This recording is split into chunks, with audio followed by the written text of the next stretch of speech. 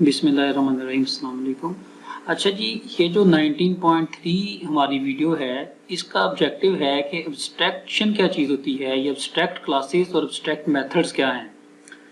तो देखिए, एब्स्ट्रैक्ट का मतलब होता है कि जो चीज़ कंसेप्चुअल लेवल पे तो मतलब हो, लेकिन उसका कोई फिजिकल एग्जिस्टेंस ना हो। ठीक है। फॉर एग्जांपल, मैंने जो एग्जांपल यहाँ पे दी हैं, फूड, फर्नीचर या शेप, तो आपको ये देख के या पढ़ के ये लग रहा होगा कि भाई फूड की तो फिजिकल एग्जिस्टेंस है, तो फिर हम इसको कंसेप्चुअल लेवल पे क्यों कह रहे हैं। देखिए, इसकी मिसाल आप ऐसे समझें कि फ़र्ज़ करें, जैसे हमारे घरों में अक्सर होता है कि आपकी वालदा आपसे पूछती हैं जी कि मैं क्या बनाऊं। ठीक है, शाम के टाइम फॉर एग्जांपल उन्होंने कोई खाना बनाना है और वो आपसे पूछती हैं कि वो आज क्या बनाएं, और आप उन्हें कहते हैं जी आज आप कोई फूड बना लें। तो अब आपकी बात तो ठीक है कि भी फूड बना लें, लेकिन ये बात कंप्लीट नहीं है। ये कंसेप्चुअल लेवल तक तो ठीक है, लेकिन इसको सुन के वो ये फैसला नहीं कर सकते कि एग्जैक्टली आपका क्या मतलब है, आप क्या खाना चाहते हैं।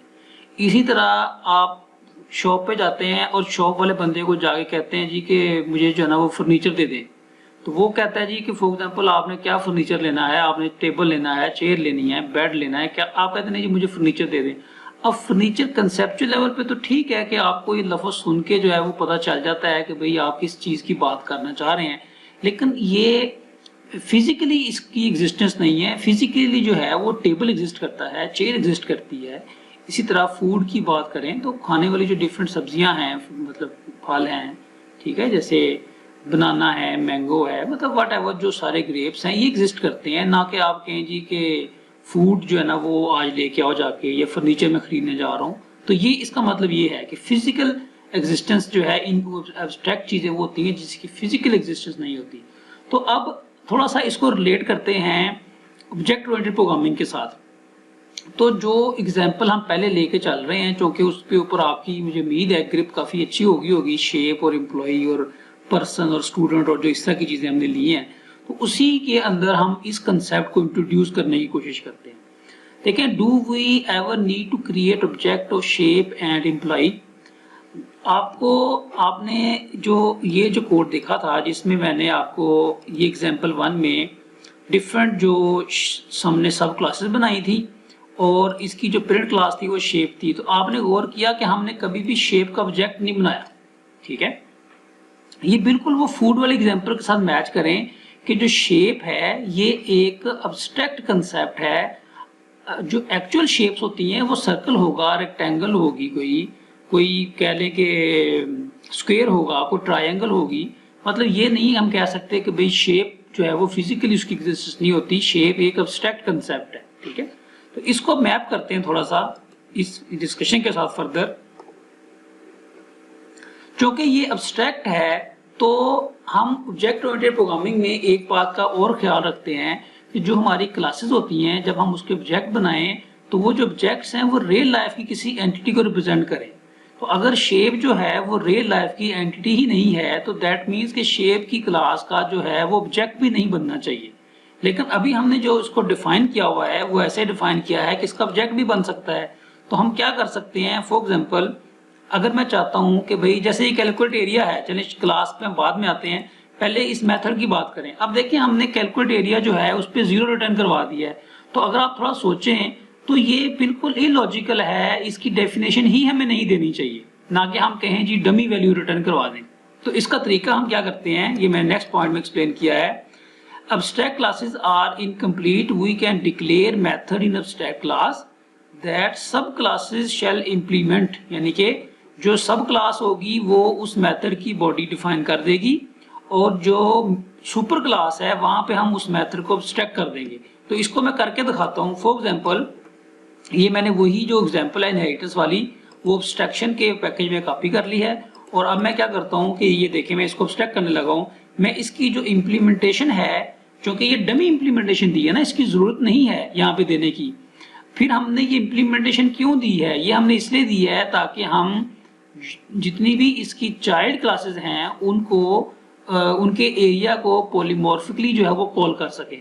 इसके बगैर हम उनको प्रोसेस नहीं कर सकते। फॉर एग्जांपल, अगर ये मेथड यहाँ पे ना हो, ये देखिए आपको करके बताता हूँ। फॉर एग्जांपल, अगर ये मेथड यहाँ पे ना हो तो हम पेंटर के अंदर आके ये वाला काम नहीं कर सकते कि जी फॉर एग्जांपल इसको शेप का एक ऑब्जेक्ट रिसीव होगा और हम उसका कैलकुलेट एरिया कॉल नहीं कर सकते, क्योंकि आपको ये हमने पॉलीमॉर्फिज्म में बड़ी डिटेल में देखा है कि ये मेथड कॉल करने के लिए जरूरी है कि ये मेथड पेरेंट क्लास के अंदर जो है वो एग्जिस्ट करता हो।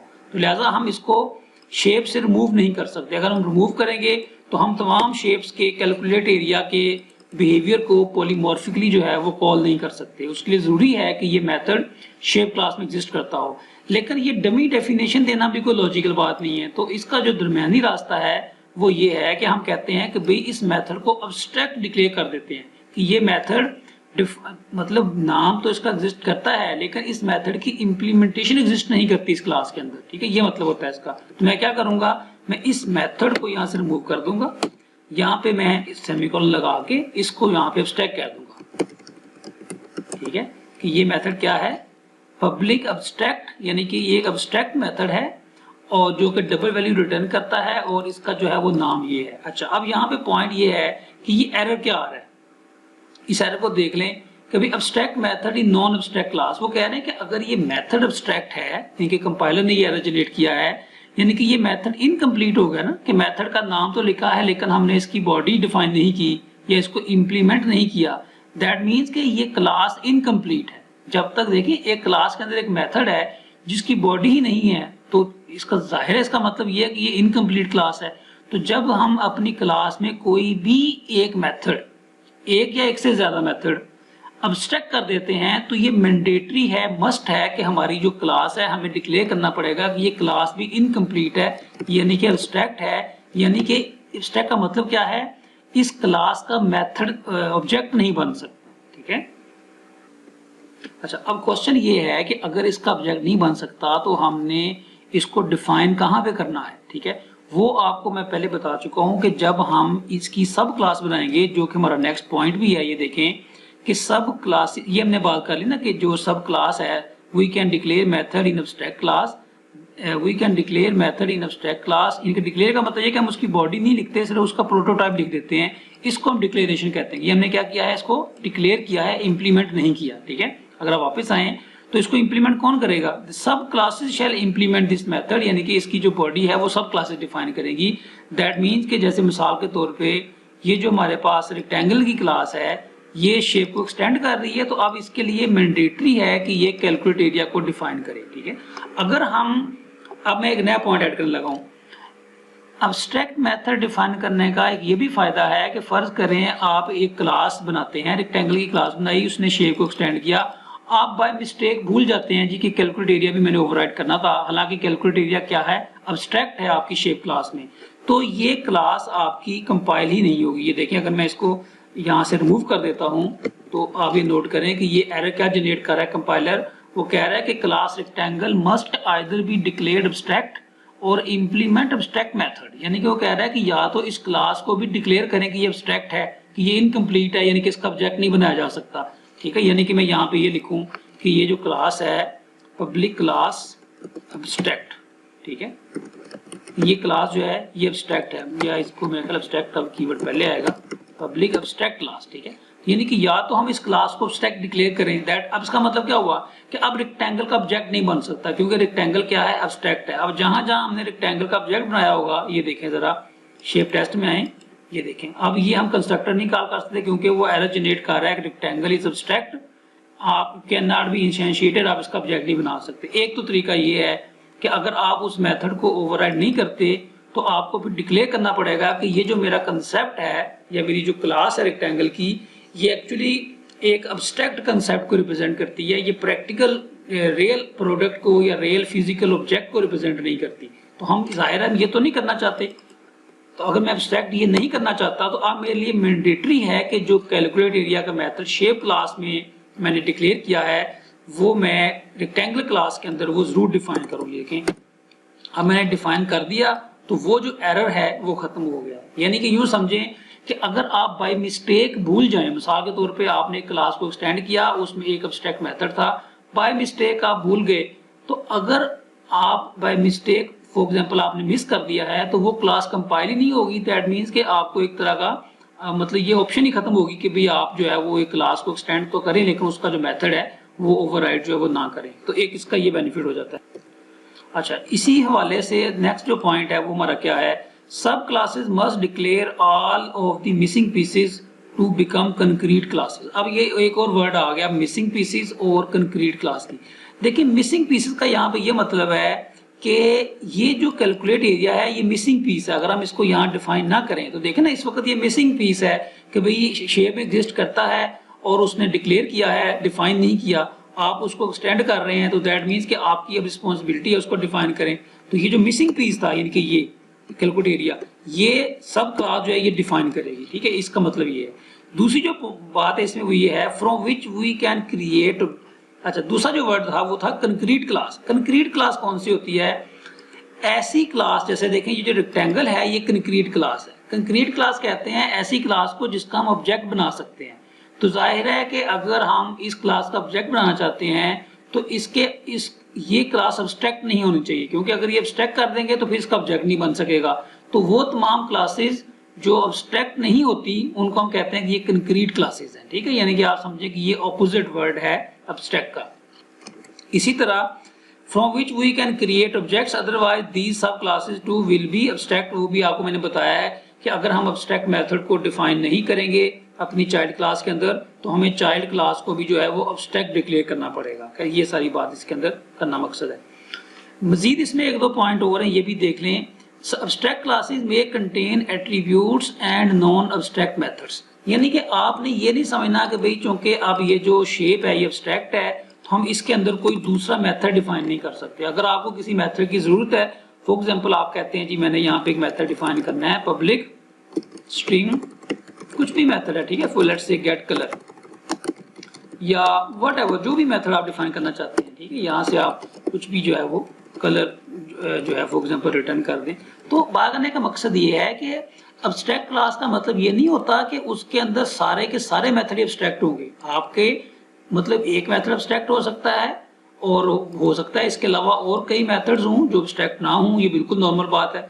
और ये भी हो सकता है कि भाई कोई भी मेथड अब्स्ट्रैक्ट ना हो। इस एग्जांपल पे मैं बाद में आता हूँ क्योंकि ये थोड़ा सा एक स्पेशल केस है। अभी आप ये समझें कि जो हमारी अब्स्ट्रैक्ट क्लास होती है वो अपने अंदर अब्स्ट्रैक्ट मेथड भी कैरी कर सकती है और नॉन अब्स्ट्रैक्ट मेथड भी कैरी कर सकती है। और अगर आपने कोई एट्रीब्यूट्स फॉर एग्जांपल यहाँ डिक्लेयर करने हैं, जैसे फॉर एग्जांपल मैं कहता हूँ कि इसकी आईडी क्या है, तो ये भी बिल्कुल वैलिड है कि आप अपनी अब्स्ट्रैक्ट क्लास के अंदर जो है वो इंस्टेंस एट्रीब्यूट्स या स्टैटिक एट्रीब्यूट जो भी आपको जरूरत है वो डिफाइन कर सकते हैं। अब्स्ट्रैक्ट करने का मतलब ये बिल्कुल नहीं है कि इसके अंदर दूसरे मेथड्स नहीं आ सकते या एट्रीब्यूट नहीं आ सकते।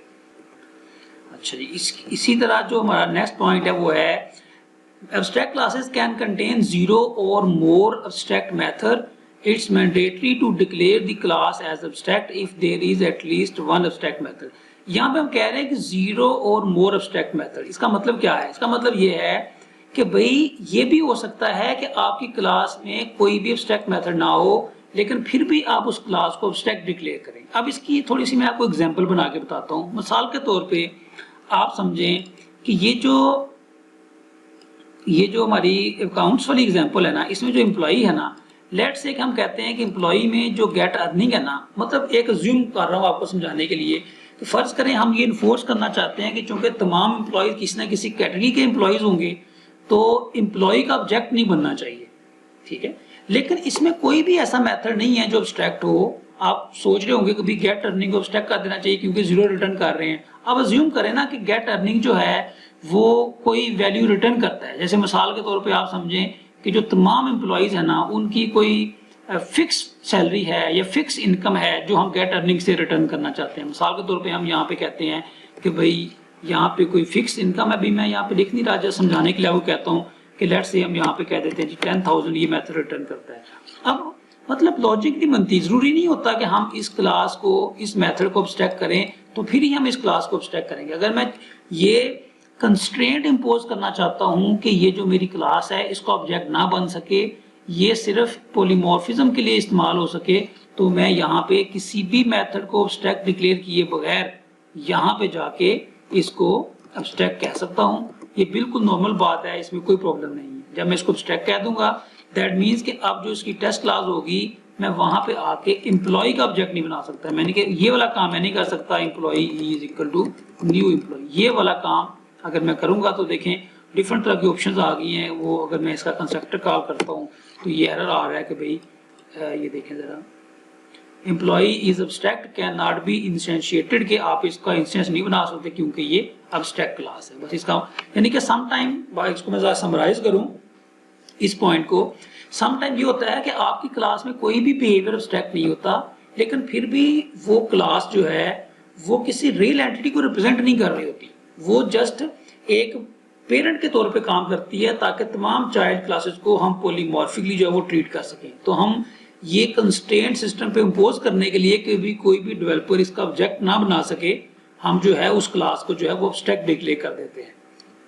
अच्छा, इसी तरह देखें जो कंस्ट्रक्टर्स होते हैं, constructor private and static method can not be declared abstract. जाहिर है ये आपको पता है कि जैसे कंस्ट्रक्टर्स हैं तो एब्स्ट्रैक्टली जरूरी है ना कि वो इनहेरिट हो, क्योंकि वो इनहेरिट होगा तो चाइल्ड क्लास उसको डिफाइन करेगी। तो जो कंस्ट्रक्टर हैं या प्राइवेट मेथड है या स्टैटिक मेथड है, ये तो इनहेरिट ही नहीं होते, तो दैट मीन्स कि ये हम इनको एब्स्ट्रैक्ट डिक्लेयर नहीं कर सकते। We can create reference variable of abstract class to process object of the सब क्लास जेनेरिकली पॉलीमॉर्फिकली। इसका मतलब क्या है? इसका मतलब ये है कि आल्दो के अगर आपने इसको एब्स्ट्रैक्ट कर दिया है, चाहे वो एम्प्लॉई है या शेप है, तो आप इसका ऑब्जेक्ट नहीं बना सकते। मिसाल के तौर पे शेप की एग्जांपल की बात कर लेते हैं। जैसे हमने शेप को एब्स्ट्रैक्ट कर दिया है, तो हम जो इसकी शेप की टेस्ट क्लास है, यहाँ पे आके ये नहीं लिख सकते कि shape is equal to for example new shape. ये लिखेंगे तो ये इनवैलिड है। क्यों? इसकी वजह आपको मैंने पहले बताई है कि एब्स्ट्रैक्ट क्लास का ऑब्जेक्ट नहीं बन सकता। अब यहाँ पे एक और नुक्ता जो है वो आपने समझना है, वो क्या? आल्दो की शेप क्लास का ऑब्जेक्ट नहीं बन सकता, लेकिन शेप क्लास का आप वेरिएबल डिक्लेयर कर सकते हैं। यानी कि एब्स्ट्रैक्ट, अभी शेप क्लास एब्स्ट्रैक्ट है ना, तो दैट मीन्स कि हम एब्स्ट्रैक्ट क्लास का कंस्ट्रक्टर तो नहीं कॉल कर सकते, यानी कि उसका ऑब्जेक्ट तो नहीं बना सकते, लेकिन हम उस एब्स्ट्रैक्ट क्लास की टाइप का एक वेरिएबल ले सकते हैं और उसके अंदर जाहिर है कोई ऑब्जेक्ट रख देंगे जो कि कंक्रीट क्लास का होगा, जाहिर है जो उसकी सब क्लास होगी। दैट मीन्स कि मैं यहाँ पे ये कर सकता हूँ न्यू सर्कल, और सर्कल लेट्स से कि भी 10 रेडियस का सर्कल है। तो ये देखें, एब्स्ट्रैक्ट कहने का ये मतलब नहीं होता कि इसका अब रेफरेंस वेरिएबल भी नहीं ले जा सकता। रेफरेंस वेरिएबल जो है वो हम इसका ले सकते हैं। नेक्स्ट जो पॉइंट है हमारे पास वो क्या है? We can create reference variable. ये मैंने आपको बताया है कि भाई हम रेफरेंस वेरिएबल ले सकते हैं एब्स्ट्रैक्ट क्लास का to process objects of the सब क्लास जेनेरिकली। ये क्यों ले सकते हैं? ताकि हम उसके जो ऑब्जेक्ट्स हैं सब क्लासेस के, उसको पॉलीमॉर्फिकली प्रोसेस कर सकें। इसकी आपको मैंने पहले एग्जांपल दी है, जैसे कि ये देखें जो हमारे पास पेंटर की क्लास थी, इसके अंदर ये देखें हमने estimation cost, estimate painting cost लिया हुआ ना, यहाँ पे देखें ये मैंने पेरेंट क्लास को यूज किया हुआ है एज अ रेफरेंस वेरिएबल के तौर पर, ताकि मैं इसमें रेफरेंस सेव कर सकूं।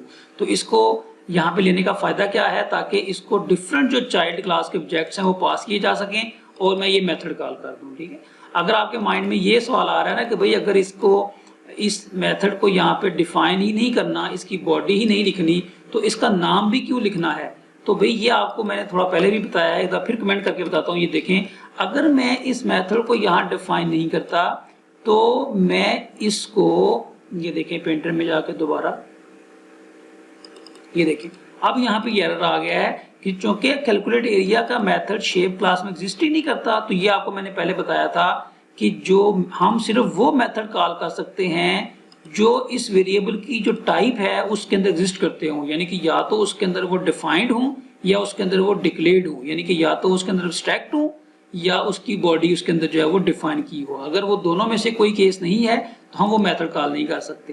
तो इसलिए हम शेप क्लास में आके इसको एब्स्ट्रैक्ट बनाएंगे, तो फिर ही हम इसको इसके रेफरेंस से कॉल कर सकते हैं। जाहिर है कि ये कॉल कौन सा होगा? जो ऑब्जेक्ट हम पास करेंगे उसी ऑब्जेक्ट का ये मेथड कॉल होगा। इस बात को हम पॉलीमॉर्फिज्म में काफी डिटेल में देख चुके हैं। नेक्स्ट पॉइंट हमारा क्या है इसमें? Final classes and final method. ये क्या चीज है? फाइनल का भी जैसे कंक्रीट क्लास का एक वर्ड इंट्रोड्यूस कराया है, एब्स्ट्रैक्ट क्लास का वर्ड इंट्रोड्यूस कराया है, एब्स्ट्रैक्ट मेथड का वर्ड इंट्रोड्यूस कराया है, ऐसे ही एक वर्ड है फाइनल क्लास क्या होती है। देखिए, फाइनल क्लास ऐसी क्लास को कहते हैं जिसको हम एक्सटेंड नहीं कर सकते। ठीक है, जैसे फॉर एग्जांपल जो स्ट्रिंग की क्लास है ना, वो फाइनल क्लास है, यानी कि ये वो क्लास होती है जिसकी सब क्लासेस जो है वो मजीद नहीं बन सकती। अब इसकी एग्जांपल ये हो सकती है कि फाइनल क्लास, हम अपनी जो पहली बनाई हुई क्लासेस हैं उसमें से किसी एक को फाइनल करके आपको मैं दिखा देता हूँ। मिसाल के तौर पे मैं कहता हूँ कि भाई जो कमीशन एम्प्लॉई है ना, इसकी कोई सब कैटेगरीज नहीं बन सकती। ठीक है, यानी कि मैं रिस्ट्रिक्शन लगाना चाहता हूं कि जो मेरी कमीशन एम्प्लॉय की क्लास है ये फाइनल क्लास है, दैट मीन्स कि आप इसकी सब क्लास नहीं बना सकते। तो अगर मैं इसको फाइनल कर दूं, यहाँ पे ये देखें मैंने इसको कर दिया फाइनल क्लास, तो इसको फाइनल करने से अब ये इसकी कोई चाइल्ड क्लास नहीं बन सकती क्योंकि ये फाइनल क्लास है। अगर देखें बेस प्लस कमीशन इसकी चाइल्ड है ना, तो ये देखें यहाँ पर एरर आ जाएगा। ये देखें जरा, यहाँ पे एरर देखें क्या है लिखा हुआ है जी, कंपाइलर एरर जनरेट कर रहा है, cannot inherit from final commission employ. कह रहा है कि ये जो कमीशन एम्प्लॉय है ये फाइनल क्लास है, आप इसको जो है वो इनहेरिट नहीं कर सकते। बस सिंपल सी बात है कि अगर आप चाहते हैं कि एक इनहेरिटेंस हायरार्की जो है वो कंप्लीट हो गई है, आप चाहते हैं कि भी उसके नीचे मजीद सब क्लासेस कोई भी डेवलपर ना बना सके या आपको जरूरत नहीं है बनाने की, तो आप उसको फाइनल डिक्लेयर कर दें ताकि वो बन भी ना सके अगर वो गलती से बनाए तो एनीवे ये मकसद है इस क्लास को जो है वो फाइनल डिक्लेयर करने का। जैसे एक क्लास फाइनल हो सकती है, इसी तरह final method can not be overridden by sub classes. आपको याद है ना कि मैंने आपको बताया था ओवरराइडिंग के लेक्चर में कि ओवरराइडिंग का मतलब होता है एक मेथड जो पेरेंट क्लास में एग्जिस्ट करता है, यानी कि उसमें डिक्लेयर किया है या उसने डिफाइन किया है, और वो चाइल्ड क्लास उसको दोबारा से डिफाइन कर दे उसी नाम और उन्हीं पैरामीटर्स के साथ, तो इसको हम ओवरराइडिंग कहते हैं। तो जो फाइनल मेथड होते हैं वो ऐसे मेथड होते हैं जिसमें हम समझे कि रिस्ट्रिक्शन लगा देते हैं कि भाई चाइल्ड क्लास इसको ओवरराइड नहीं कर सकती, पेरेंट क्लास ने जो डेफिनेशन दे दी है वो इनहेरिट तो होगी डेफिनेशन, यानी कि चाइल्ड क्लास उसको कॉल तो कर सकती है लेकिन चाइल्ड क्लास उसको रीडिफाइन नहीं कर सकती। इसको मैं करके दिखा कर देता हूँ आपको। ये देखें, फर्ज करें हम कहते हैं कि जो हमारी जो एम्प्लॉय की क्लास है ना, इसके अंदर हम अभी देखें जो गेट अर्निंग का, गेट अर्निंग की तो हमने पहले काफी बात कर ली है। फर्ज करें एक मेथड है, मैं कहता हूं कि भाई तमाम जो एम्प्लॉइज हैं उसकी जो लीव की प्रोसेसिंग का मैकेनिज्म है ना वो सेम है, लेट्स से, ठीक है, जिनकी जो लीव सबमिट करते हैं, यानी कि फॉर एग्जांपल कोई भी दिन ऑफ करने की, तो वो उसकी मैकेनिज्म में कोई फर्क नहीं है, चाहे वो बेस प्लस कमीशन एम्प्लॉई है, कमीशन एम्प्लॉई है, आवरली एम्प्लॉई है या पीस वर्कर है, तमाम का लीव को सबमिट करने का तरीकाकार सेम है। तो फर्ज करें अगर मैं यहाँ पे एक मेथड बनाता हूँ public void submit leave application, कोई भी मेथड हो सकता है, आपको जस्ट मैं ये एग्जांपल दे रहा हूँ समझाने के लिए कि भाई जैसे फॉर एग्जांपल यहाँ पे हम कहते हैं कि भाई स्ट्रिंग और डेटा, कोई भी डेटा इसको आएगा और यहाँ पे हम कह देते हैं कि भाई एप्लीकेशन सबमिटेड, एप्लीकेशन सबमिटेड, और यहाँ पे हम कह देते हैं कि भाई ये डेटा जो भी था, मतलब एक जस्ट हमने एक एग्जांपल सा मैसेज जो है वो प्रिंट कर दिया इस बात को समझने के लिए। फर्ज करें मैं चाहता हूँ कि ये जो सबमिट लीव एप्लीकेशन है ना, ये मेरे तमाम जो एम्प्लॉइज हैं ना वो इस मेथड को कॉल करके जो है लीव को, अब लीव एप्लीकेशन जो है वो सबमिट कर सकें, लेकिन तमाम क्लासेस इसको चेंज ना कर सके। अभी अगर मैं इस मेथड को फाइनल डिक्लेयर नहीं करता तो जो भी मेरे सब क्लासेस हैं, फर्ज करें कमीशन एम्प्लॉय की सब क्लास है, तो कमीशन एम्प्लॉय देखें क्या कर सकता है, ये सबमिट लीव एप्लीकेशन को ओवरराइड कर सकता है और यहाँ पे अपनी मर्जी की जो बॉडी है वो इम्प्लीमेंट कर सकता है। तो दैट मीन्स कि जो पेरेंट क्लास ने उसकी डेफिनेशन दी थी वो इसने चेंज कर दी है, उसको मॉडिफाई कर दिया है। अगर हम इसको इम्पोज करना चाहते हैं कि भाई जो चाइल्ड क्लासेस हैं वो हमारे एक मेथड को मॉडिफाई ना कर सके, तो हम क्या करेंगे, इसको फाइनल कर देंगे, कहेंगे कि ये जो मेथड है ये फाइनल है। फाइनल मीन कि अब जो इसकी डेफिनेशन दी जा रही है इसके बाद कोई भी चाइल्ड क्लास इसको दोबारा से डिफाइन जो है वो नहीं कर सकती। अगर आप दोबारा कमीशन एम्प्लॉय में आके फर्ज करें यहाँ पे कि वो दोबारा लिखने की कोशिश, देखें वो आपको हिंट में दे ही नहीं रहा क्योंकि वो आप लिख ही नहीं सकते। अगर आप लिखेंगे भी टाइप करके तो वो कंपाइल टाइम एरर दे देगा कि भाई ये जो मेथड है ये तो पेरेंट क्लास में फाइनल है, आप इसको क्यों जो है वो दोबारा से डिफाइन कर रहे हैं। तो खैर ये इसका मतलब है। लास्ट जो पॉइंट है वो ये है कि private and static method are implicitly final. ये आपको थोड़ा वैसे ही अगर चीज़ों को अंडरस्टैंड कर रहे हैं तो खुद ही समझ लग गई होगी कि भाई फाइनल तो वो चीज़ होगी ना कि जो इनहेरिट हो रही है तो हम कहेंगे कि हाँ जी ये फाइनल है ताकि सब क्लास ओवरराइड ना कर सके। लेकिन एक चीज़ इनहेरिट ही नहीं हो रही तो जाहिर है वो बाय डिफॉल्ट फाइनल है। तो जैसे प्राइवेट मेथड है वो इनहेरिट होता ही नहीं है, तो जाहिर जब वो इनहेरिट ही नहीं होता तो वो रीडिफाइन भी नहीं हो सकता, जो रीडिफाइन नहीं हो सकता वो वैसे ही फाइनल है। तो दैट मीन कि जो प्राइवेट और स्टैटिक मेथड होते हैं वो हमें उसके साथ फाइनल का लफ्ज जो है वो लिखना नहीं पड़ता, वो उसके बगैर ही फाइनल होते हैं, यानी कि उस फाइनल के कीवर्ड को इस्तेमाल किए बगैर। यानी कि ये हमारी बेसिक पॉइंट्स यही थे। बस अगर आप इसको थोड़ा समराइज करें ना सारी बात को, तो वो सिर्फ इतनी है कि भाई अगर आप, हमें ये तो पता चल गया हुआ है कि भाई जो हमारी पेरेंट क्लास होती हैं इस तरह से, जैसे कि ये देखें यहाँ पे मैंने आपको शेप के अंदर इसको मैंने स्टैक करके दिखाया है, वो हम जो ये डमी डेफिनेशन देते हैं ना, फॉर एग्जांपल रिटर्न 0 कर दिया कैलकुलेट एरिया से, अगर शेप थी अगर वो एम्प्लॉय की क्लास थी तो वहां से हम 0, तो एक तो हमें ये वाले काम नहीं करने पड़ते। दूसरा फायदा ये हो जाता है कि वो मेथड जो हम इन्फोर्स करना चाहते हैं चाइल्ड क्लास को, कि चाइल्ड क्लास उसको जरूर डिफाइन करे, ठीक है, तो उसको हम अब्स्ट्रैक्ट कर दें, तो अब चाइल्ड क्लास के पास कोई चारा नहीं होता उसको डिफाइन किए बगैर जो है उसको कंक्रीट, अपने आप को कंक्रीट डिक्लेयर करने का। दैट मीन्स कि उसका ऑब्जेक्ट ही नहीं बन सकता जब तक वो अब्स्ट्रैक्ट मेथड को डिफाइन ना करे, या तो अपने आप को कहे कि वो भी अब्स्ट्रैक्ट है, या फिर वो उस मेथड को डिफाइन करे। तो हम एक तरह का कह लें कि एक कंस्ट्रेंट उसके ऊपर इम्पोज कर देते हैं कि भाई ये मेथड वो जरूर ओवरराइड करे, तो कोई चांस ही नहीं होता कि वो उसको मिस कर दे। ये सारा काम क्यों हो रहा है, अगर आप थोड़ा सा पॉलीमॉर्फिज्म की दोनों एग्जांपल्स को ज़हन में रखें, तो ये हम एक्चुअली पॉलीमॉर्फिज्म को ही मजीद स्ट्रेंथन कर रहे हैं कि जो सब क्लासेस हैं वो अपनी डेफिनेशन जरूर दें, हम उसके लिए मैंडेटरी कर रहे हैं डेफिनेशन देना। अदरवाइज जो सारी स्टोरी का मेथड को एब्स्ट्रैक्ट डिक्लेयर करने का और उसकी बॉडी हम नहीं डिफाइन कर रहे, तो इसका मकसद सिर्फ एक ही है कि ताकि हम इस क्लास की जितनी भी सब क्लासेस हैं उसको पॉलीमॉर्फिकली प्रोसेस कर सकें, अपना जो कोड है वो जेनेरिक या जनरल जो कोड है वो लिख सकें, स्पेसिफिक जो कोड है वो हम ना लिखें, क्योंकि जो जनरल कोड है उसको मेंटेन करना भी ज़्यादा आसान होता है, उसका साइज भी कम होता है और वो एक्सटेंसिबल होता है, यानी कि वो फ्यूचर के हवाले से भी ज़्यादा अच्छी अप्रोच होती है, जिसको हम जैसे कि हमने पिछली जो 2 एग्जांपल्स हैं 19.1 और 19.2 में देखा था। खैर अब्स्ट्रैक्शन जो है वो इतना बड़ा टॉपिक नहीं है, तो इतनी ही डिस्कशन काफ़ी है इसके ऊपर। अगर आपके कोई क्वेश्चन हो स्पेसिफिक तो आप इस वीडियो के कमेंट में पूछ सकते हैं, मैं उसको मजीद आपको जो है वो एलेबोरेट कर दूंगा। अदरवाइज जो है वो अब्स्ट्रैक्शन के लिए इतना ही काफ़ी है। अगली जो वीडियो है उसमें हम बात करेंगे इंशाल्लाह कि भाई ये जो इंटरफेसेस हैं ये क्या होते हैं और ये कैसे हमारी पॉलीमॉर्फिज्म को स्ट्रेंथन करते हैं, और ऐसे कौन से यूज केस हैं जहाँ पे हम यानी कि पेरेंट चाइल्ड का रिलेशन नहीं बना सकते और हमें फिर भी जो ऑब्जेक्ट्स हैं उसको पॉलीमॉर्फिकली प्रोसेस करना पड़ता है। तो ये हम अगली वीडियो में देखेंगे।